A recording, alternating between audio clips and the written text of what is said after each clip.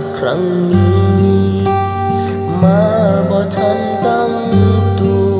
ขอถามเธอนะทูลหัวอายมันสัวบ่จังทิ้งกันจำได้บ่ความหลังมือนั้นเฮาหยอกล้อกันจนมองฟ้าดินพยานสิบ่ถึงกันจนกว่าสิ้นลมหายใจอกหักเฉียบพลันเมื่อรู้ข่าวเจ้านั้นมีแฟนใหม่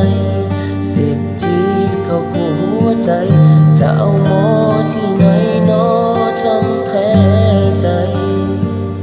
อ้ายบอกว่าอย่าไปบอกเท่าใดเจ้าก็บ่ฟัง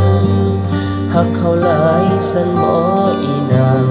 จนลืมความหลังที่ร่วมกันมาหักเขาหลายก็ไปโลซา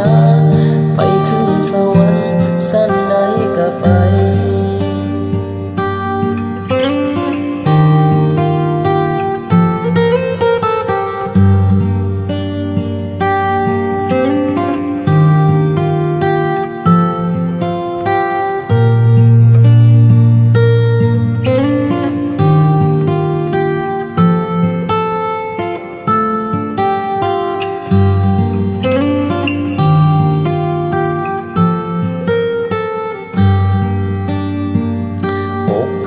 เฉียบพลันเมื่อรู้เจ้านั้นมีแฟนใหม่เจ็บจี๊ดเข้าหัวใจจะเอาหมอที่ไหนนอทำแพ้ใจอ้ายบอกว่าอย่าไปบอกเท่าใดเจ้าก็บ่ฟัง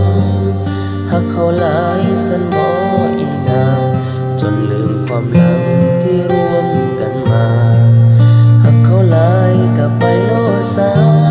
ไปขึ้นสวรรค์สันไหนก็ไป